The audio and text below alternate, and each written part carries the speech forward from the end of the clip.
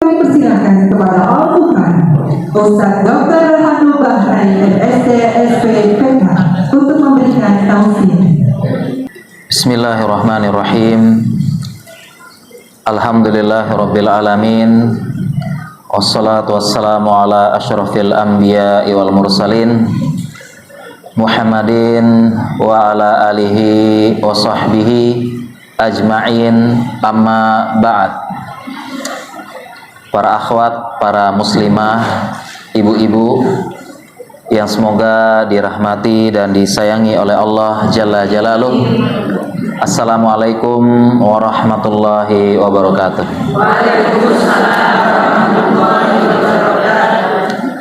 Alhamdulillah, segala puja dan puji kepada Allah. Salawat dan salam kepada suri teladan kita Nabi Muhammad sallallahu alaihi wasallam. Baik ibu-ibu sekalian, para akhwat, para muslimah, para ummahat, insyaallah di waktu yang penuh berkah ini, di waktu duha, kita akan membahas kesehatan mental wanita dan ibu rumah tangga.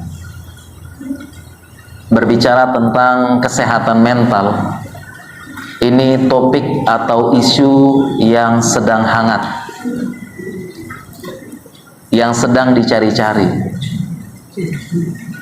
Bukan hanya kesehatan mental ibu dan rumah tangga, tapi kesehatan mental dari semua aspek. Kesehatan mental remaja, kesehatan mental anak-anak, kesehatan mental pekerja, kesehatan mental orang tua, dan yang tidak kalah pentingnya kesehatan mental wanita dan ibu rumah tangga.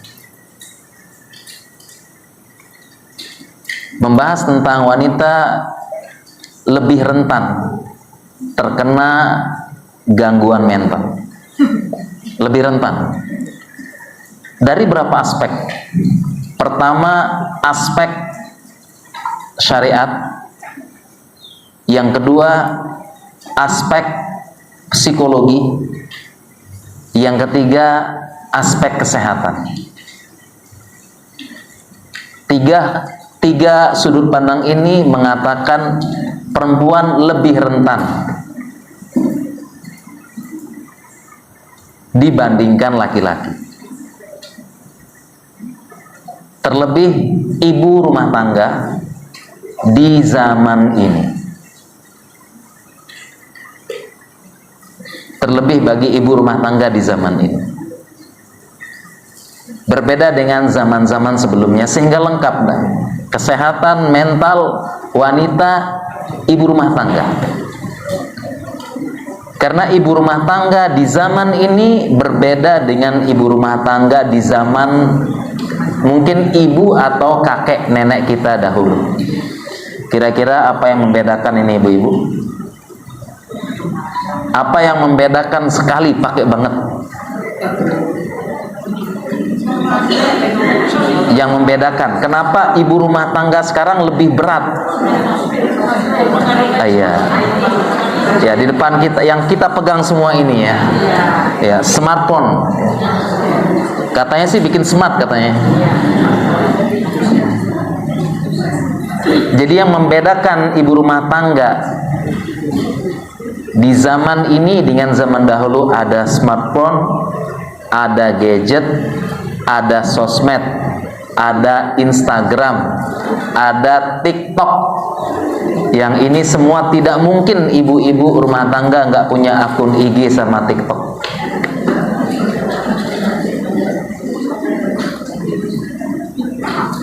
Dan inilah secara umum kenapa kita sebutkan di awal, tema kesehatan mental sedang laris manis dan isunya meningkat di semua bidang.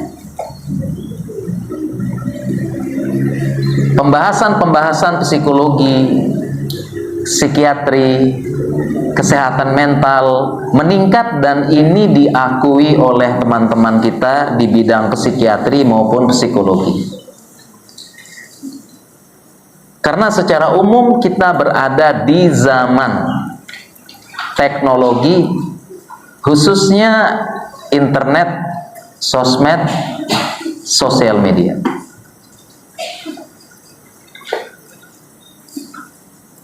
Dengan adanya itu semua berubah pola hidup. Dengan adanya internet, sosial media punya sisi positif dan negatif. Inilah yang negatif ini yang menyebabkan isu kesehatan mental di mana-mana. Bahkan mulai istilah-istilah yang dulunya kita pelajari hanya di kampus, yang menjadi pelajaran kita dahulu di ilmu psikiatri, sekarang sudah meluas, sudah dikenal oleh masyarakat karena isu kesehatan mental menjadi perhatian. Ibu-ibu sekalian, sekarang ada istilah-istilah, pertama gangguan mental, healing, ya. Healing itu dulu istilah psikiatri, istilah kita healing untuk mengobati pasien yang gangguan jiwa. Istilah healing.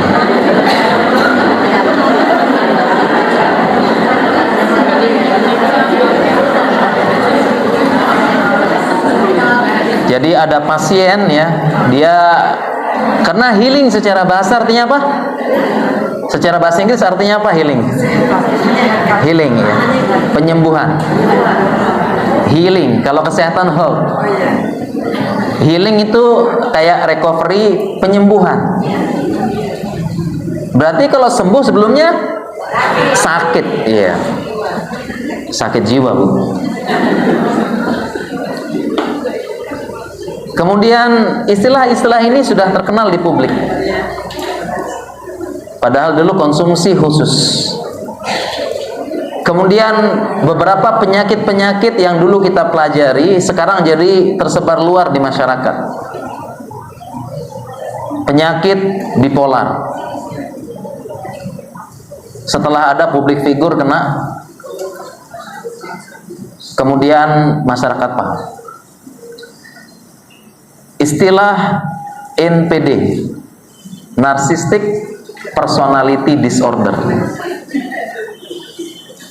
sudah mulai banyak publik yang tahu. Dan berbagai macam istilah. Ini bukti bahwasanya isu kesehatan mental meningkat. Sebabnya apa? Dan ini tadi diakui oleh teman-teman. Silakan tanya kalau yang punya kenalan psikolog, psikiater, meningkat.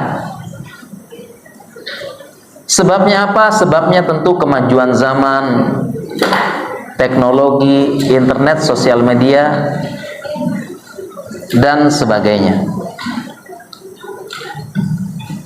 Sebab umumnya dengan adanya internet, sosial media, dan sebagainya,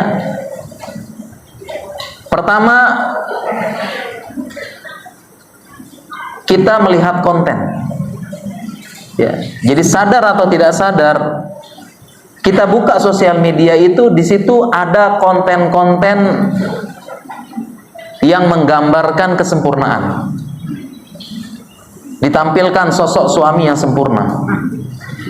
Ditampilkan romantisme rumah tangga. Ditampilkan sosok istri yang ideal. Ditampilkan anak yang ideal dan sebagainya. Jadi konten sosial media ada yang edukasi, ada yang pamer, ada yang flexing. Nah, ini kita scroll, sadar tidak sadar, tapi kebanyakannya tidak sadar. Kita terpapar oleh konten-konten yang menunjukkan kesempurnaan. Dengan terpaparnya kita dengan konten-konten kesempurnaan dan sebagainya, inilah yang menyebabkan kita kurang bersyukur. Kurang bersyukur. Saya tanya ibu-ibu, ada nggak konten yang menampilkan rumah tangga bahagia? Rumah tangga istri suami yang ideal. menampilkan anak-anak yang kecil sudah hafal Quran, patuh sama orang tua. Konten-konten ternyata suami istri romantis. Ada? Itu semua kita lihat dan sadar atau tidak sadar, kebanyakan tidak sadarnya kita membandingkan dengan keadaan kita saat ini, dan itu menyebabkan kita kurang bersyukur. Ini pertama, mengapa isu kesehatan mental secara umum ada. Yang kedua, ingin instan.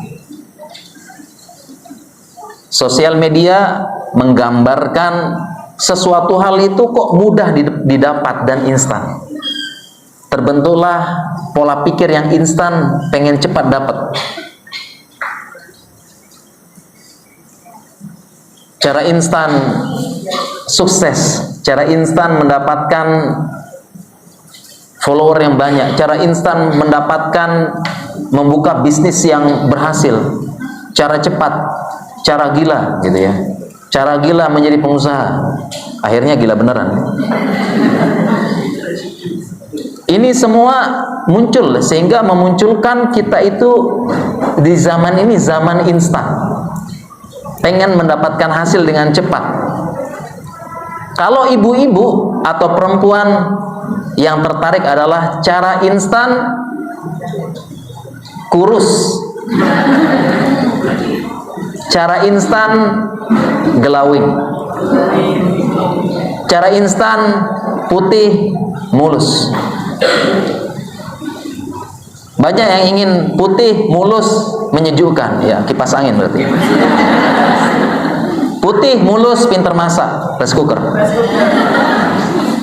Putih mulus punya banyak anak, sapi.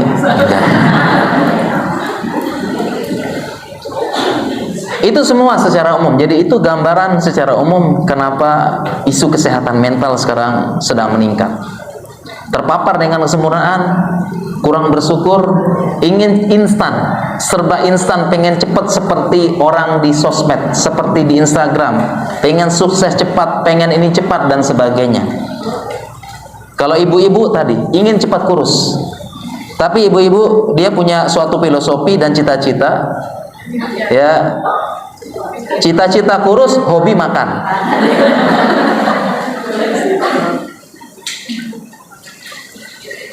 Demikian juga pengen glowing cepat, dan akhirnya muncul pertanyaan tentang fikih kecantikan, ya. Boleh tidak tanam benang, boleh tidak sedot lemak, boleh tidak terapi DNA salmon, boleh tidak melancipkan dagu, memancungkan hidung, menebalkan alis, mengembangkan rambut, ya, memerahkan bibir, pakai laser, ya, boleh tidak melentikkan bulu mata, boleh tidak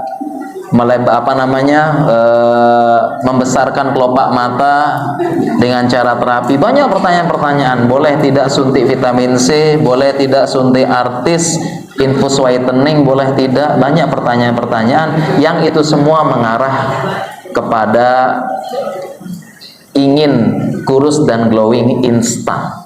Saya pernah bahas fikihnya ini, fikih kecantikan perempuan yang kontemporer. Boleh tidak?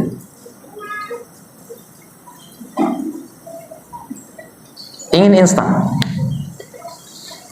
Ini menyebabkan kesehatan mental sekarang jadi isu di mana-mana. Kita kembali ke tadi sebab umum, kita kembali ke wanita dan rumah tangga. Itulah ibu-ibu sekalian kenapa tadi wanita lebih rentan terkena gangguan mental. Nanti kita bahas, ada sisi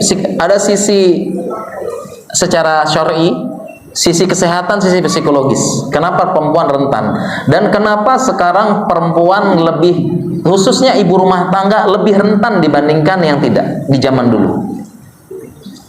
Jawabannya karena ibu rumah tangga sekarang dia dapat pegangan sosmed, HP, Instagram.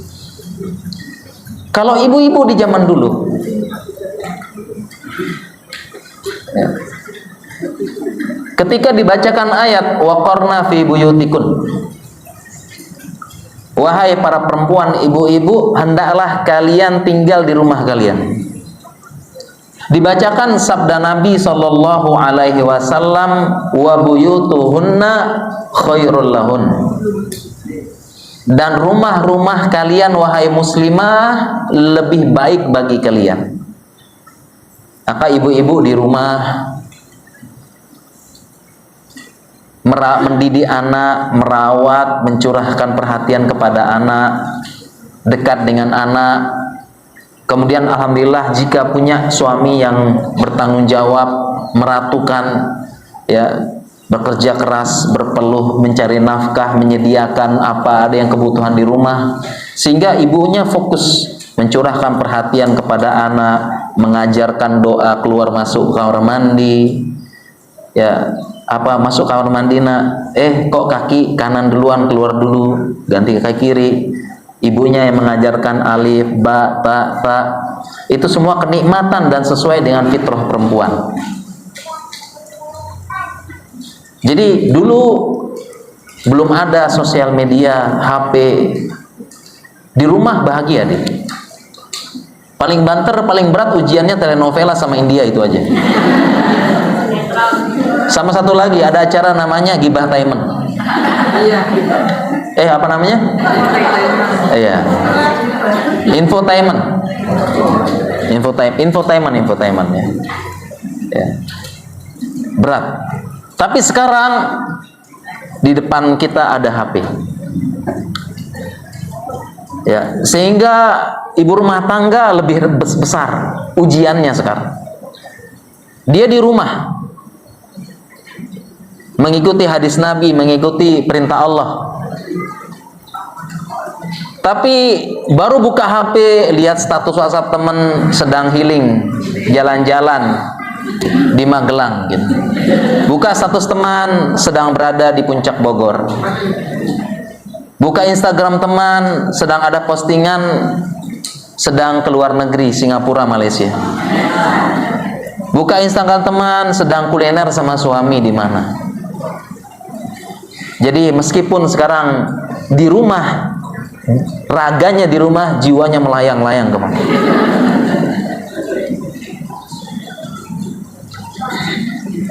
Sehingga ibu rumah tangga di zaman sekarang ujiannya lebih berat. Tidak seperti zaman dulu, fokus, tenang di rumah. Ya mungkin ada ujian ya, telenovela, film India, Inspektur Vijay mungkin ya dulu. Ada mungkin, tapi setelah selesai. Ya, selesai. Sekarang tidak. Ibu rumah tangga tidak bisa melihat temannya jalan-jalan. Pokoknya bang, akhir pekan kita jalan-jalan. Nagih, tiap pekan jalan-jalan, healing, kuliner. Udah beda zaman. Ini berbeda. Ini ujian. Nah, untungnya alhamdulillah kita seorang muslim beriman kepada Allah, ada solusi dalam Islam dan Islam lengkap. Sekiranya butuh healing, jalan-jalan, kita bisa. Healing yang menambah keimanan, jalan-jalan yang menambah keimanan, circle yang menambah keimanan. Salah satunya pengajian yang kita lakukan pada pagi hari ini, mudahan mendapat ridho dari Allah Subhanahu wa taala. Lebih baik ya daripada ngumpul-ngumpul. Ya, ngumpul-ngumpul katanya sih apa namanya? Masak bareng ya. Masak bareng, ngumpul-ngumpul sambil ngiris ya. Sambil ngiris bawang, sambil ngiris kehormatan orang lain.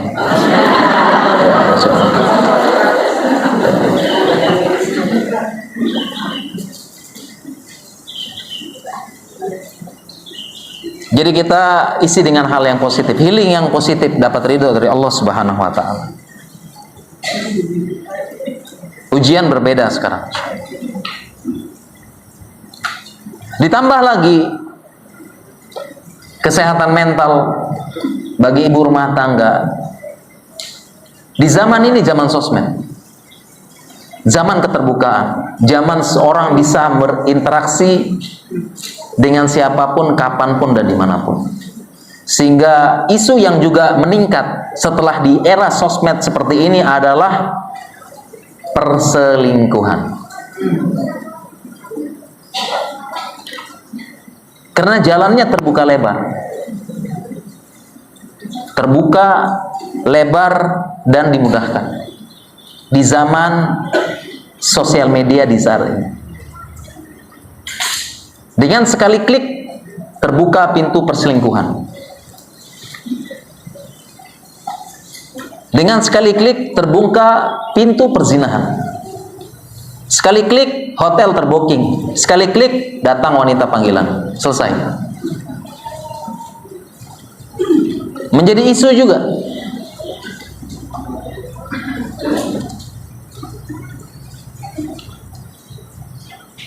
Suami selingkuh. Waliyazubillah, mudahan tidak ada. Saya punya kajian tentang perselingkuhan dan KDRT. Perselingkuhan bukan hanya fisik dengan fisik, sebagaimana timba masuk ke dalam sumur. Perselingkuhan bertahap, sebagaimana hadis tentang perzinahan. Mata berzina, telinga berzina, hati berzina. Ada perselingkuhan dalam bentuk maknawi, yang puncaknya adalah sebagaimana sumur, timba masuk ke dalam sumur. Ini jadi isu mental juga di zaman ini bagi ibu rumah tangga.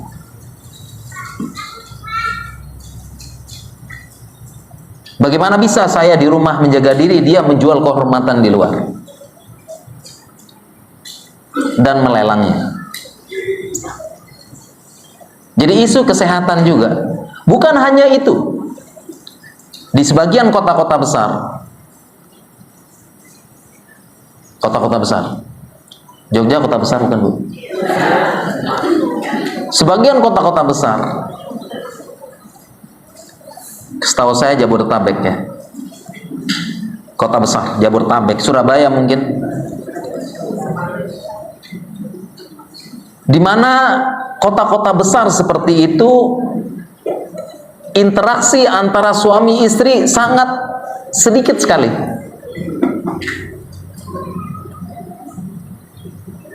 Mertua saya orang Jabodetabek, jadi saya paham. Saya punya kakak ipar, sebelum subuh udah mandi, subuh berangkat, sampai rumah jam 9, benar. Itu kehidupan di sana. Sabtu kadang lembur. Tidak jarang sampai tidak berjumpa dengan istrinya.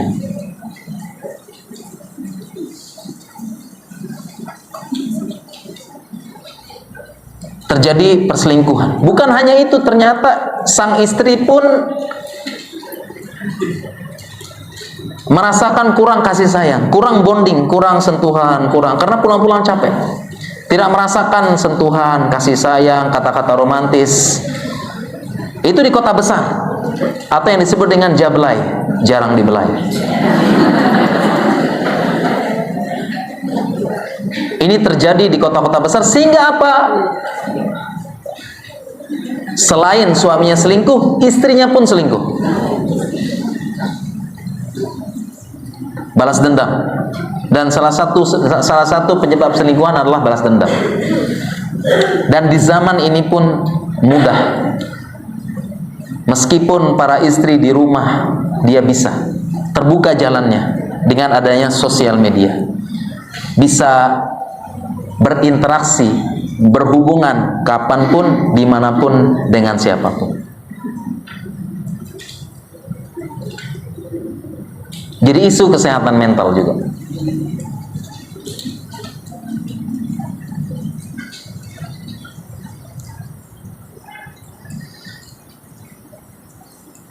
Oleh karena itu kita sangat butuh ilmu.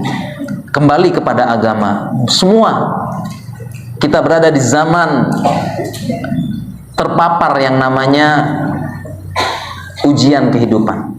Baik ujian kehidupan yang baik maupun buruk. Allah berfirman, wa nabluukum bisyarri wal khairi fitnah. Kami uji kalian dengan kebaikan dan keburukan. Kadang kemudahan itu adalah ujian bagi kita semua. Dan majunya teknologi ini ujian bagi kita semua. Akhirnya muncul masalah-masalah yang tidak kita jumpai di zaman-zaman dahulu sebelumnya. Kesehatan mental, perselingkuhan, gangguan mental, dan sebagainya. Ini hampir mewarnai. Dan hampir setiap hari kita mendapatkan keluhan, curhat, seputar ini saja. Dan berbagai macam permasalahan-permasalahan rumah tangga terkait dengan hal ini. Kita sangat butuh baik suami, istri, anak, kaum muslimin kembali kepada pegang ajaran agama Islam. Tu'radul fitanu ka ardil hasir ya udan-udan, karena fitnah itu terpapar ya perlahan-lahan sebagaimana anyaman tikar yang dia dianyam ataupun dilepas satu utas demi satu utas pelan-pelan. Dan itulah buka sosmed terpapar, buka sosmed terpapar, buka sosmed terpapar. Akhirnya seperti anyaman tikar tadi. Udan-udan seutas seperti itu. Kita butuh kembali ya mengajak untuk terus-menerus. Karena solusinya dalam Islam semuanya ada, diatur dalam Islam ada. Ya, solusi bagaimana ibu rumah tangga, bagaimana supaya tidak buru-buru, bagaimana supaya qanaah, supaya tidak banding-bandingkan, supaya tawakal, supaya semua ada pembahasan. Dalam Islam ada. Kebahagiaan yang hakiki. Para akhwat, para muslimah yang semoga dirahmati dan disayangi Allah. Kita lanjutkan tentang kesehatan mental wanita. Kenapa wanita? Tadi ibu rumah tangga. Itulah ceritanya, kenapa demikian. Sekarang ke arah wanita secara umum. Kenapa wanita lebih mudah, lebih rentan dibandingkan laki-laki? Kita lihat secara psikologi. Ya. Kita lihat secara psikologi dulu ya. Karena perempuan dalam ilmu psikologi dia lebih perasa, bermain dengan perasaan.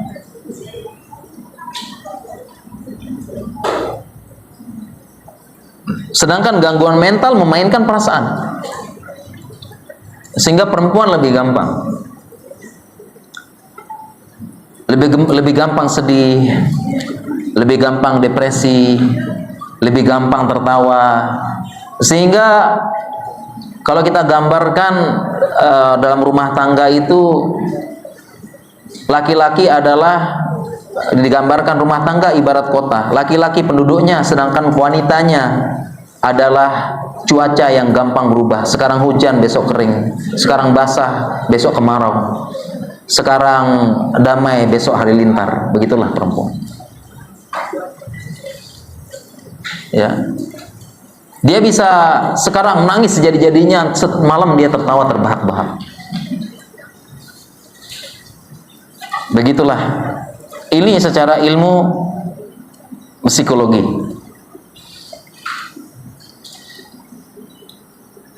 Sedangkan kalau dalam ilmu kedokteran,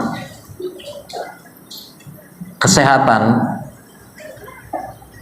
perempuan terkait dengan yang namanya hormon. Lebih mudah.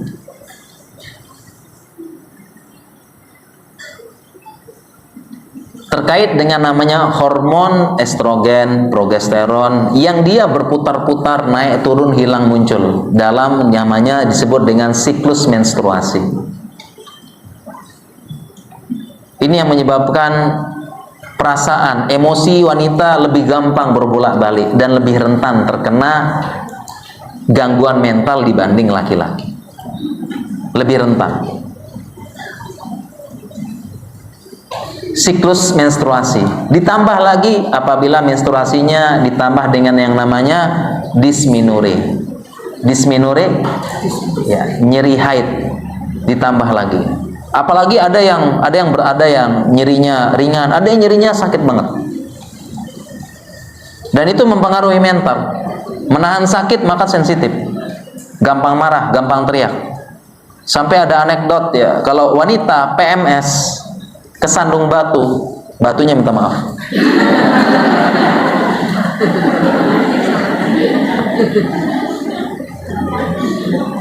Ya. Jadi ini faktor. Kemudian juga kalau kita berbicara secara syariat, kenapa perempuan lebih mudah berbolak-balik perasaan, bermain perasaan, dan mulai ada gangguan dari mental? Karena perempuan diciptakan dari tulang rusuk yang bengkok. Innal mar'ata khuliqat min dila. Sesungguhnya perempuan diciptakan dari tulang rusuk yang bengkok. Penjelasan ulama terhadap hadis ini, perempuan sebagaimana tulang rusuk bengkok, demikian juga dengan perasaan emosinya bengkok, pakai perasaan. Ada keadaan yang perasaan mengalahkan logika. Ini penjelasan ulama terhadap hadis ini. Terkadang terbawa perasaan, terbawa suasana, terbawa emosi, dan ini erat kaitannya dengan kesehatan mental. Ini secara syariat. Kenapa perempuan lebih mudah? Oleh karena itu Allah sudah atur laki-laki mencari nafkah di luar, perempuan mayoritas di rumah. Kenapa? Karena Allah ciptakan laki-laki itu dominasi logika, perempuan dominasi perasaan. Karena untuk bekerja di luar mencari nafkah, dunia luar keras. Banyak orang yang sikut-sikutan, saling menjatuhkan untuk mendapatkan namanya harta, uang. Keras, mencari nafkah keras di luar. Tidak mudah ibu-ibu cari nafkah, cari uang tidak mudah. Banyak yang stres, banyak yang gila, banyak bahkan yang menempuh cara-cara tidak halal untuk dapatkan uang. Berat, dan Allah sudah limpahkan itu kepada laki-laki, dan Allah berikan bima faddalallahu ba'dahum ala ba'din wa bima anfaqu min amwalihim. Ar-rijalu qawwamuna 'ala nisa. Laki-laki pemimpin terhadap perempuan. Alasannya adalah Allah telah lebihkan dari perempuan, karena laki-laki dilebihkan fisik yang kuat, tenaga yang kuat, dan salah satu lagi mental yang lebih kuat dari perempuan.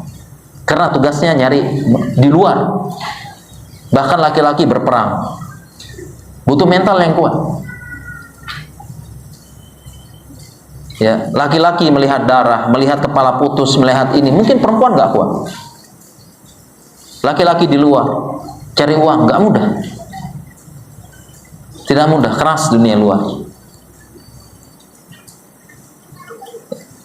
Lelah. Betapa banyak para suami pulang ke rumah menyembunyikan masalah, seolah baik-baik saja, untuk supaya istrinya tidak tahu. Dia sembunyikan. Ya, karena kalau cerita sama istri tambah parah nanti. Malah dia kurang ajar apa dan sebagainya. Awas gitu ya. Suaminya udah maafin, istri belum maafin. Diungkit-ungkit terus. Kadang-kadang suami pulang ke rumah, ada cerita di kantor, habis dibully, di apa, di ini, pulang tidak cerita. Itulah yang menyebabkan lebih banyak suami mati duluan daripada istri. Serius.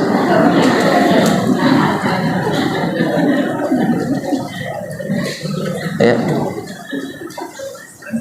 Lebih banyak, mohon maaf, lebih banyak kita jumpai ya. Ini mohon maaf, lebih banyak kita jumpai. Kalau saya pribadi lebih banyak saya bertemu dengan orang yang suaminya meninggal duluan daripada istrinya meninggal duluan. Mengapa demikian? Ada juga penjelasan psikologinya. Karena laki-laki memendam kalau perempuan tidak bisa memendam masalah. Laki-laki dia pendam, dia simpan. Kalau perempuan enggak, ada masalah langsung nangis keluar, curhat sana curhat sini. Itu yang menyebabkan umur perempuan lebih panjang. Ada masalah langsung nangis, curhat. Dia nangis, curhat, cerita-cerita. Itu bikin plong, bikin umur panjang. Laki-laki enggak. Terkadang dia menyembunyikan.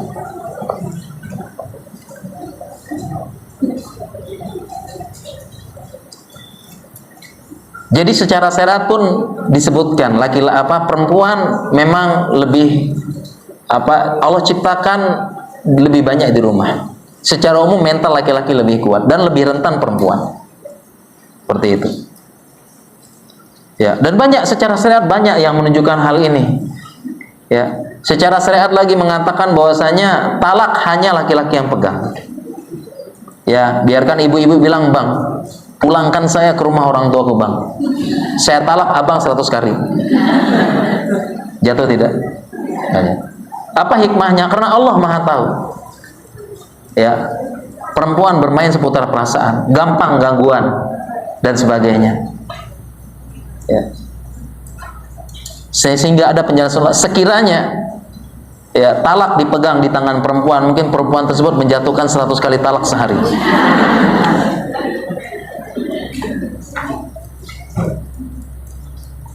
Ini penjelasan ya, psikologi, kesehatan, dan syariat semua mengatakan sama. Oleh karena itu, kalau bicara tentang kesehatan mental, kita butuh healing.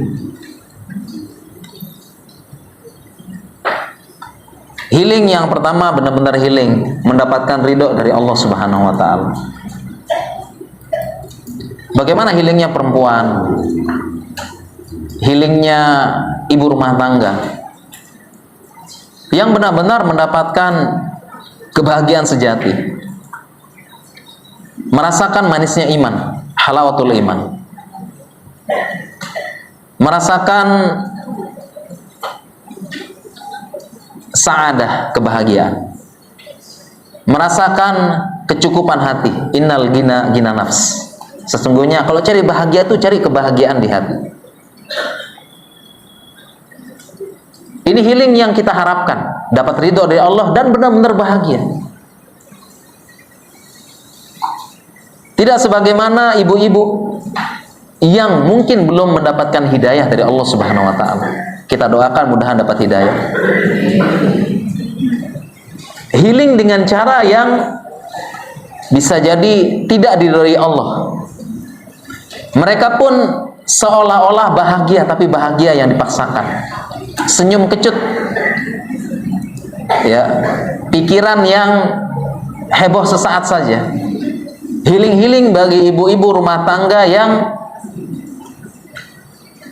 tidak mendapatkan kebahagiaan sejati.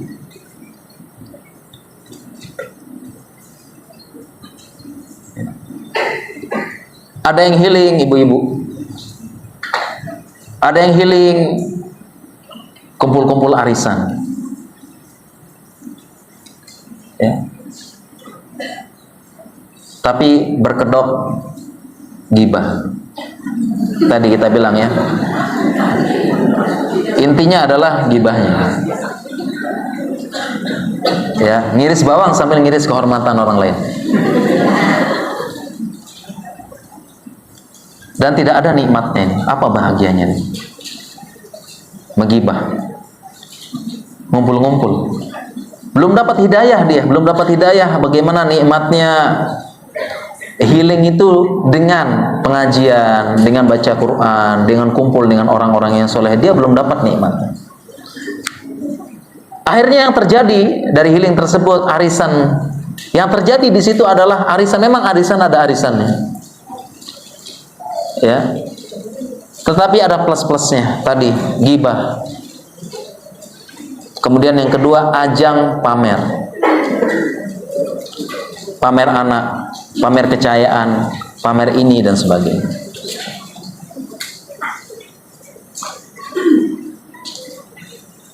Itu healing, tapi bukan itu yang kita cari. Dan yang ada bisa jadi tambah sesek, tambah sesek, ya. Kumpul-kumpul bukan dengan atas ridho Allah Subhanahu wa taala, yang terjadi bisa jadi tambah sesek. Kumpul arisan, ada acara apa, gibah bikin sesek. Pulang dengan hasad, pulang dengan bara kebencian, tidak bisa tidur. Paling rugi orang hasad. Semakin Bahagia orang yang dihasati, semakin demam dia, semakin meradang, makin gak tenang. Hasad. Dan itu menjadi bahan gunjingan. Healing dengan cara yang tidak benar. Belum lagi pamer. Ya. Kemudian healingnya sekarang juga sama, akhirnya aktif di sosmed, aktif di TikTok. Ibu-ibu, anak-anak udah besar, udah kuliah, udah mondok. Ya, suami berangkat kerja dari jam 7 sampai sore, ibu-ibu udah gak ada kerjaan. Sudah ada, mohon maaf ya, bisa jadi sudah ada ART. Sudah tidak ada yang diaktivitas, akhirnya bingung. Tidak seperti ibu-ibu pengajian, datang pengajian, baca Quran, meningkatkan keimanan, meningkatkan rasa takwa. Ya. Akhirnya apa yang terjadi? Mulailah aktif di sosial media, buat akun. Tidak jarang ada ibu-ibu joget-joget.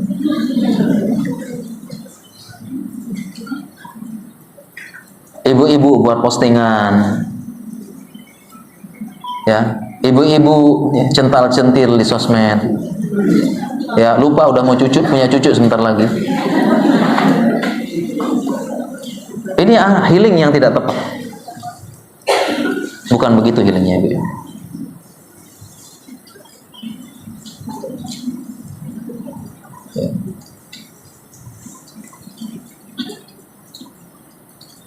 Bagaimana healingnya seorang wanita sama ibu rumah tangga?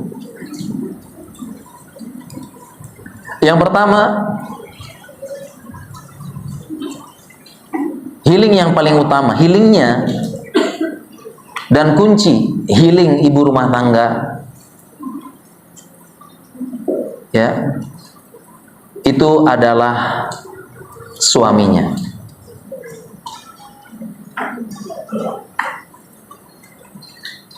Ridho suami, itu healing ibu rumah tangga. Hadis-hadis terlalu banyak bicara hal ini.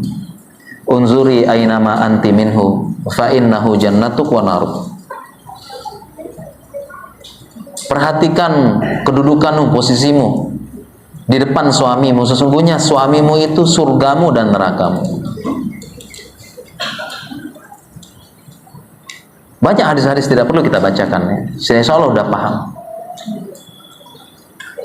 Dan memang kunci healing para istri memang ada di tangan suami. Memang benar.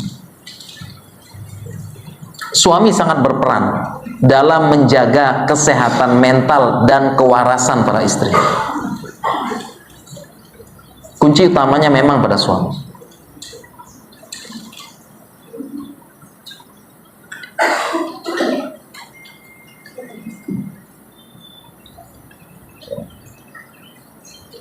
Kalau sudah mendapatkan suami yang bertakwa kepada Allah, bertanggung jawab, takut kepada Allah, telah meratukan istrinya,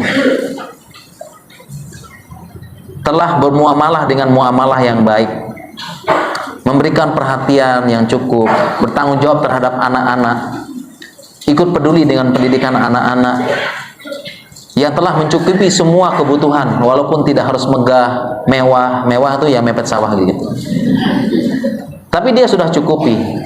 Dia telah berikan perhatian, waktu yang cukup untuk keluarga. Insya Allah kesehatan mental ibu-ibu terjaga. Tapi ada sebaliknya cerita.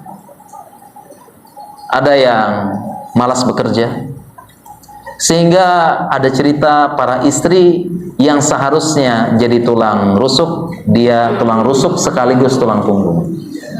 Suami malas bekerja, tidak punya mental kerupuk, disuruh kerja capek, disuruh gojek masuk angin, disuruh bisnis pusing mikirin, mental kerupuk. Ya. Suami yang cuek di rumah, tidak peduli. Suami yang menikah dengan handphone, bangun pagi handphone, buka HP.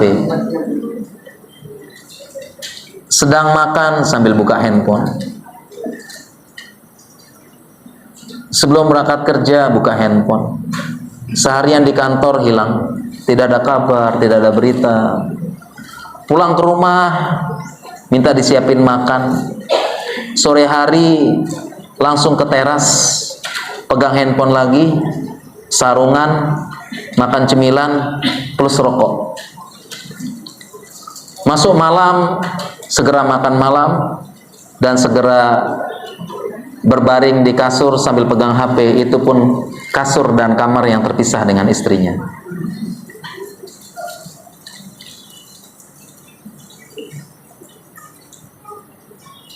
Suami yang tidak bertanggung jawab, suami yang selingkuh, suami yang malas bekerja, selingkuh lagi, suami yang siangnya menikmati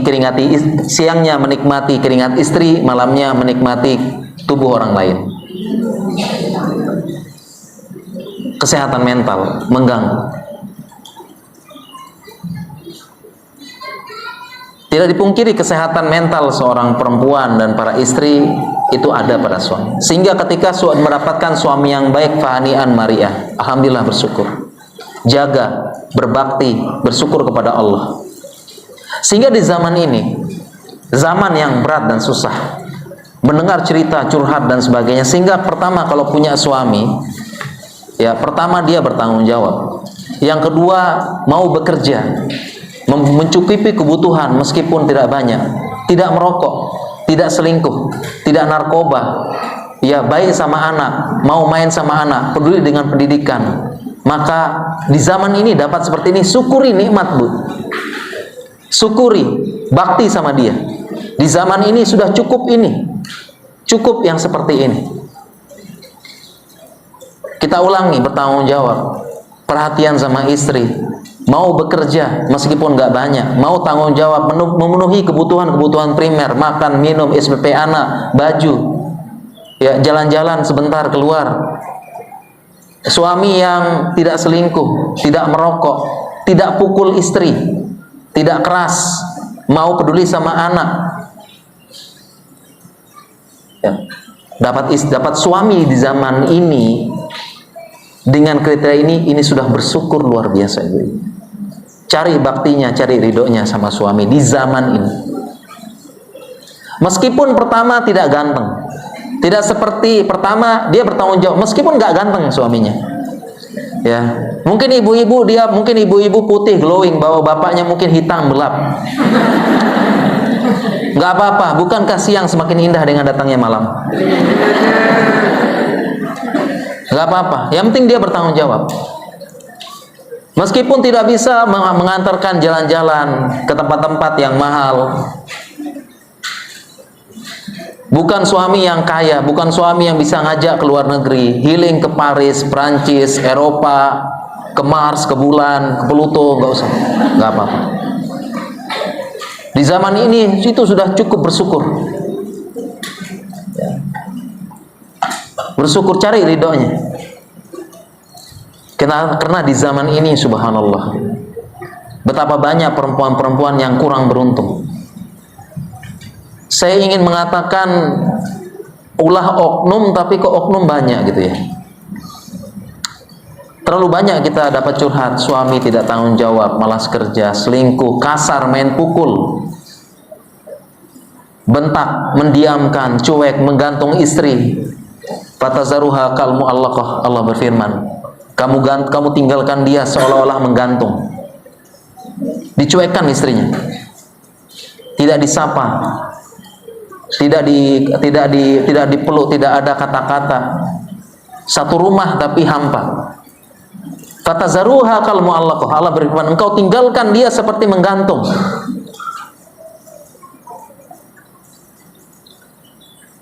Dahannya tidak menjulang ke langit dan akarnya tidak menghujam ke tanah, menggantung. Diceraikan juga tidak, tapi diberikan nafkah juga tidak. Banyak, saya bilang banyak ya.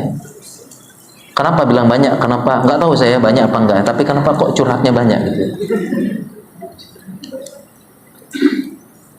di zaman ini, insya Allah.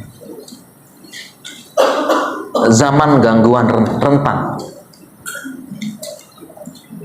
Suami tidak selingkuh, subhanallah. Ini luar biasa. Luar biasa. Ya. Suami yang tidak stalking status yang masa lalu.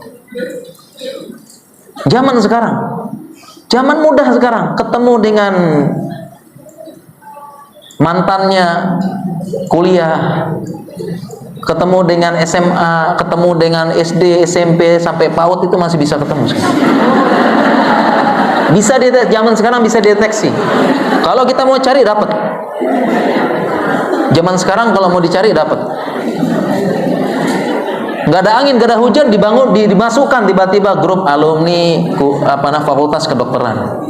Nggak ada angin, nggak ada hujan, dimasukkan grup alumni SD. Nggak ada petir, nggak ada halilintar, dimasukkan grup alumni PAUD. Gampang.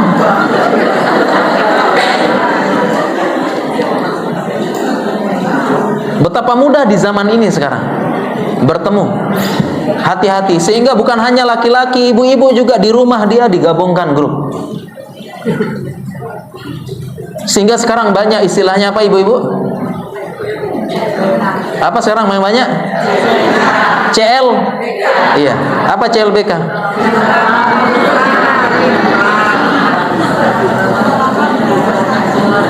Iya. Cinta lama. Cinta lama, bubarkan keluarga. Atau ada yang bilang juga cucian lama belum kering. Ya, jadi ukurnya ada suami nggak selingkuh, nggak rokok, nggak kasar, nggak pukul istri, nggak apa, udah cari baktinya, cari doanya, bahagia ibu. Di zaman ini, insya Allah.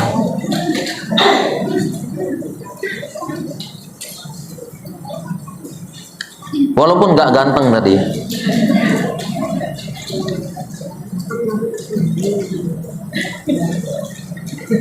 Walaupun juga suaminya bukan sosok yang digambarkan di Instagram, di TikTok suami ideal.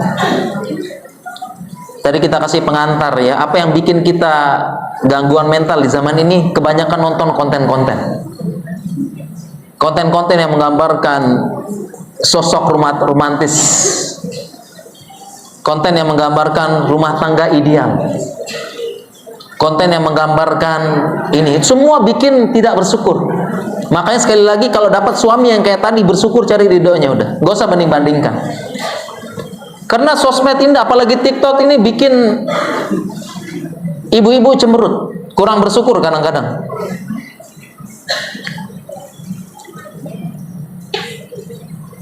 Lihat konten, ada gambaran rumah tangga romantis. Suami itu suami yang dia adalah suami yang romantis. Suami yang pandai merangkai kata, suami yang pujangga, suami yang setiap hari mengeluarkan kata-kata lembut, mengirim puisi dan sebagainya. Dia nonton konten, oh harusnya suami kayak begini ya.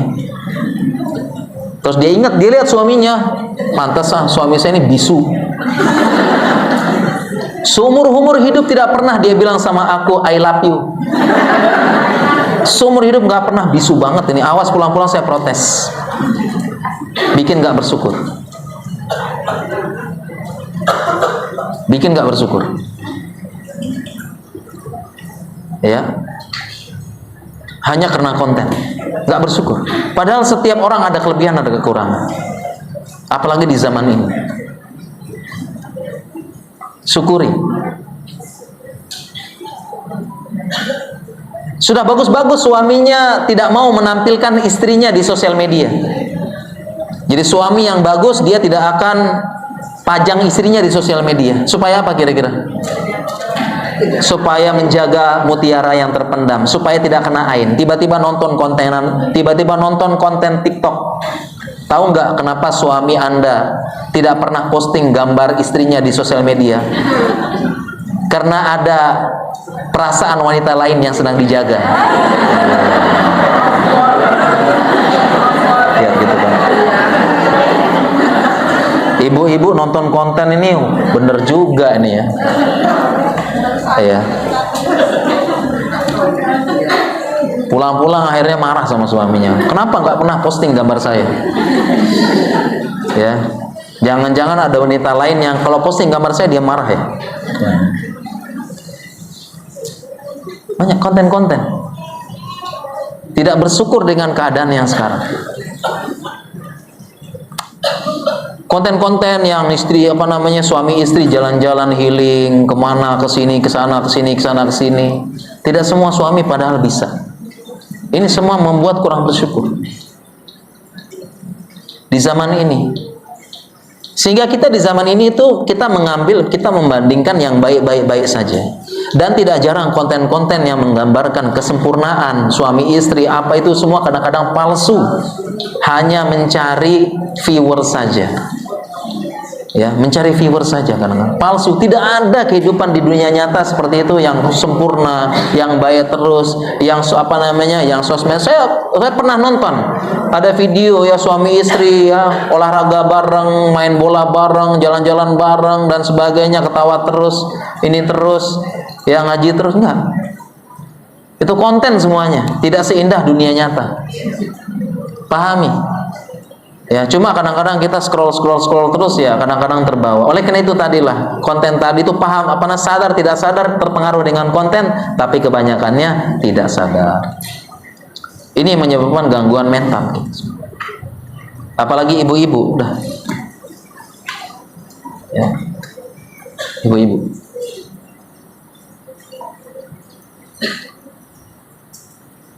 Ya. Sehingga memang kunci tadi kita katakan ya, kunci kebahagiaan seorang istri ada di suaminya, memang benar. Memang benar. Tadi kita sudah sebutkan suami yang tadi sudah cukup tadi, bersyukur. Cari baktinya, cari ridhonya, bahagia ibu. Sudah cukup banding-bandingkan. Kenapa saya sebutkan kebahagiaan istri itu di tangan suami? Karena syariat mengatakan demikian. Ya, Nabi SAW bersabda, "Istausu bin nisa'il khair, fa innahunna awanan indakum." Makanya para suami diberikan nasihat oleh Rasulullah SAW, "Istausu, saya kasih nasihat kepada kalian khair, berbuat baik pada istri, jaga yang bagus. Karena sesungguhnya istri awanun. Awanun itu artinya tawanan. Karena istri-istri kalian adalah tawanan di sisi kalian. Yang namanya tawanan itu terserah mau diapain. Perang, tawan, ditangkap, terserah jenderalnya. Dan secara fikih demikian. Ini tawanan ini pertama mau dipancung, mau dibebaskan, mau diperbudak, atau mau ditebus. Terserah. Mau dikuliti hidup-hidup juga boleh, mau disisa boleh. Terserah. Nah, begitu juga Nabi memisalkan istri di depan suaminya, itu adalah fa innahunna awanun indakum. Sesungguhnya mereka adalah tawanan di sisi kalian. Hadis nas ini menguatkan memang tidak dipungkiri yang bisa menjaga kesehatan mental istri, kewarasan para istri memang peran besar suami. Yang pertama, kalau suaminya sudah bersyukur, ridho, udah nggak usah banding-bandingkan. Karena suami Anda adalah anugerah terbesar dari Allah Subhanahu wa taala yang Allah takdirkan 50.000 tahun sebelum penciptaan langit dan bumi. Sudah dituliskan di situ, fulan dan fulanah akan bahagia. Dengan ridho dari Allah, udah anugerah terindah, nggak usah banding-bandingkan. Anda akan bahagia. Sekarang pertanyaannya, bagaimana kalau suaminya yang menyebabkan gangguan mental? Suaminya yang kayak tadi tidak paham dan sebagainya, maka jawabannya adalah kita bisa memberikan pemahaman kepada suami, memberikan gambaran kepada suami, komunikasi yang baik dengan suami, edukasi suami. Dan memang ini secara teori sangat mudah, tapi prakteknya mungkin sulit dan semoga dipermudah Allah Subhanahu wa taala. Ya, kalau mendapatkan qadarullah, mendapatkan suami yang demikian kurang bertanggung jawab dan sebagainya, ya ada berapa cara. Mau tidak mau suami pun butuh nasihat. Suami butuh nasihat, butuh perbaikan. Ya, dan tentunya cara menasihati suami berbeda. Adabnya berbeda. Cara kita menasihati pemimpin berbeda, nasihati anak kecil beda caranya, nasihati atasan beda caranya, nasihati teman sejawat beda caranya, nasihati teman-teman main beda caranya. Termasuk cara menasihati suami itu ada beda caranya. Yang pertama, cara menasihatinya tunggu dia tenang, tidak capek, tidak sedang lapar, dan sudah terpenuhi 3 kebutuhan: sumur, kasur, dan dapur. Sudah terpenuhi dulu baru dia bisa memberikan nasihat. Ya. Kemudian selanjutnya adalah terkadang ada suami yang gengsi, keras kepala. Ya. Gengsi, keras kepala. Ya. Cara menasihatinya ya adalah dengan cara meminta pendapat. Jadi bukan menasihati tapi nasihat, tapi seolah-olah minta pendapat. Caranya bagaimana? Dikasih link kajian, dikasih buku, dikasih ini. Ya, itu cara menasihati suami. Misalnya bang, atau kok bang ya, mas di Jogja ya, mas ini ada buku, ada tulisan, ada apa? Coba mas baca dulu, saya minta pendapatnya. Itu cara menasihati suatu cara menasihati suami. Ya. Kemudian cara menasihati suami kembali, yaitu dengan menasihati dengan sikap. Suatu hari, mas bisa memakai pakaian ini mengantarkan saya ke majelis ilmu. Kasih itu dulu. Berikan hadiah. Dan tentunya dengan sekiranya memberikan nasihat dengan nasihat yang lembut. Karena ada ungkapan, suami Anda bukan Fir'aun dan Anda juga bukan Nabi Musa. Karena Nabi Musa ketika diperintahkan berdakwah kepada Fir'aun, Allah berfirman, faqula lahu qawlan layyinan la'allahu yatadzakkaru aw yakhsha. Wahai Musa sama Harun, pergilah ke Fir'aun. Faqula lahu qawlan layyinan. Dakwalah dengan perkataan yang lembut. Suami Anda bukan Fir'aun. Bukan Fir'aun. Berkata dengan perkataan yang lembut.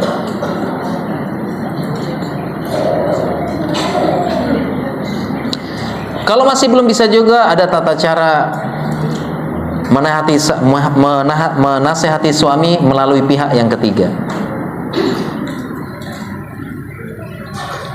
Pihak ketiga, pihak yang sekiranya perkataannya didengar oleh sang suami, atasannya, bosnya, teman terdekatnya, atau ustadznya mungkin nih. Karena kadang-kadang kita jumpai ada oknum ya, ikhwan pengajian, suami, tapi lebih parah daripada orang awam sikapnya terhadap istrinya. Padahal udah ngaji. Nasihati pihak ketiga, yang disebut dengan islah. Cara memperbaiki suami dengan perkataan lembut ya. Bukan dengan menantang, bukan dengan menjatuhkan kehormatan suami terlebih dahulu. Baru yang terakhir, tidak lupa berdoa kepada Allah untuk melunakkan hati suami, supaya dia dapat hidayah, bisa jadi imam yang baik. Ya. Berdoa semoga dia jadi pasangan yang bukan sehidup semati, tapi sehidup sesurga. Berdoa kepada Allah. Jangan bilang, ya Allah saya sudah berdoa, tapi tidak pernah bangun sholat malam, menyebut nama suami dalam doanya. Jangan bilang, ya Allah saya sudah berusaha merubah dia, tapi kita belum. Merengek-rengek tengah malam, sepertiga malam, mengulang-ulang nama suami di depan Allah, sebut namanya, minta dapat hidayah, minta memperbaiki, minta dia jadi imam yang baik. Ya, sebelum mengetuk hati suami, kita ketuk pintu langit dulu, minta sama Allah Subhanahu wa Ta'ala. Jangan bilang saya sudah berusaha, tapi suami aja yang keras. Mungkin kita belum mengetuk pemilik hati yang membolak-balikan hati, ya muqallibal qulub tsabbit qalbi ala dinik. Kita belum mengetuknya. Itulah beberapa cara.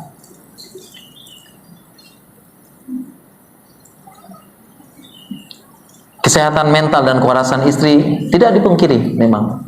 suami memegang. Oleh karena itu, itulah cara-cara beberapa hal yang menjaga kesehatan dan kewarasan istri. Kemudian karena kita sudah 1 jam ternyata, 1,5 jam ternyata ibu-ibu ya, kita nggak terasa udah 9:30 nih ya. Tinggal di waktu tinggal 1/2 jam lagi ya. Mungkin kita tanya jawab nanti ya. Kemudian kita ringkas cara healing yang lain bagi ibu-ibu ya.